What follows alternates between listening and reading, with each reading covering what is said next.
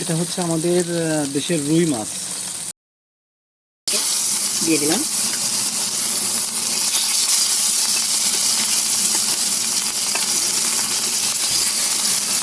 আমার কড়াইটা গরম হচ্ছে, পর্যাপ্ত গরম হয়ে গেছে, এবং হালকা হালকা ধোঁয়া উঠতেছে। আর সবাই মনে রাখবেন যে কড়াইটা যদি ভালোভাবে গরম না হয় তাহলে কিন্তু মাছ দেওয়ার সাথে মাছ তলে লেগে যাবে। এই জন্য কড়াইটাকে বিশেষ করে ভালোভাবে গরম করে নিতে হবে, যাতে উপর থেকে মনে হয় যে কড়াই ধরে যাচ্ছে, কিন্তু আসলে কড়াই কিছু হয়নি। এবার আমি তেলটাকে দিয়ে দেবো, পরিমাণ মতন তেল দিয়ে দিব। অবশ্য বেশি তেলে ভাজলে মাছ ভালো লাগে, স্বাদ লাগে, এটা আমরা শুনে আসছি পরম্পরা।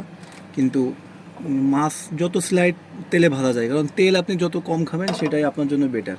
মাছ কিন্তু ভাজা হয়েই যাবে। তেল এবং কড়াইটা ভালোভাবে গরম হতে হবে, যেহেতু তেল থেকে কড়াই থেকে ধোঁয়া উঠতেছিল, এখন তেল দেওয়ার সাথে সাথে কড়াইটা ঠান্ডা হয়ে গেছে।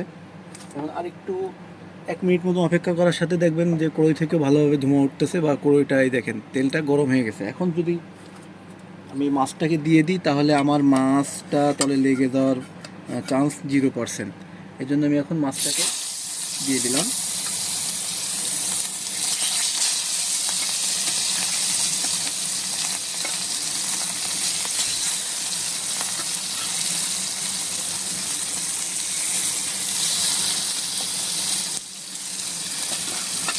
দিয়ে দেখা যাচ্ছে তেলটা চুলো ব্যালেন্স হওয়ার কারণে তেলটাকে আমি সুন্দর করে ঘুরাই দিচ্ছি সব জায়গায়, যাতে সবকটা মাছের নিচে তেলটা যায় সুন্দরভাবে।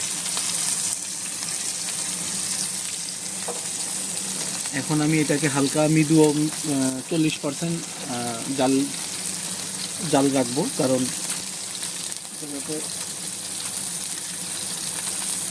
যেহেতু তেলও গরম, কড়াইও গরম অনেকটা, এই জন্য মাছ যদি ভালোভাবে ভিতর থেকে ভালোভাবে ভাজি হয়ে না আসে তাহলে সেটা আসলে সুস্বাদু হয় না তেমনটা। মনে হয় কি যে উপর থেকে পুড়ে যাচ্ছে কিন্তু ভিতরে এখনও হয়নি। এই জন্য আমি এটাকে সুন্দরভাবে এভাবে দিয়ে দিলাম। এখন হালকা জালে একটু সময় নিয়ে ভাজতে হবে। এটা হচ্ছে আমাদের দেশের রুই মাছ, যেটা প্রায় 5 কিলো, না 5 কিলো হবে না, 3 কিলো 3.5 কিলো ওজন ছিল। সেই মাছগুলো আমাদের এইসব দেশে পাওয়া যায় ফ্রিজ আপ হিসেবে।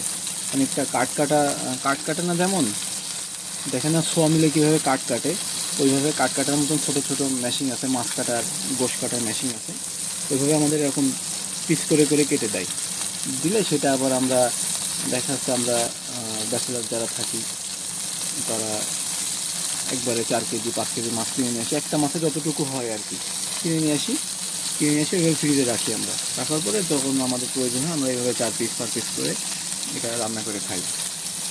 তো আশা করি আমরা মাছ ভাজা পর্যন্ত একটু অপেক্ষা করব, তারপরে মাছটা ভেজে নেব সুন্দর করে, হালকা লালচে লালচে করে ভেজে নেব মাছটাকে।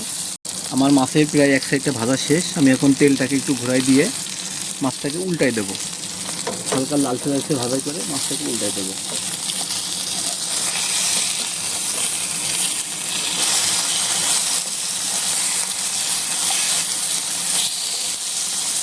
দেখেন কি সুন্দর সুন্দর কালার আসছে মাছের, মাছটা পুড়েও যায়নি, আবার কাঁচাও থাকেনি, হালকা করে ভেজে গেছে একদম।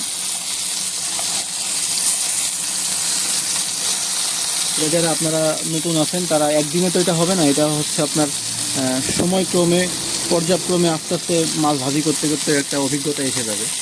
যেমন মায়েরা দেখেন না, মায়েদের হাতে রান্না ভালো লাগে কেন? কারণ তাদের একটা অভিজ্ঞতা এসে গেছে যে আমার বাচ্চা কীভাবে খেতে পছন্দ করে, বা আমার হাজব্যান্ড কীভাবে খেতে পছন্দ করে।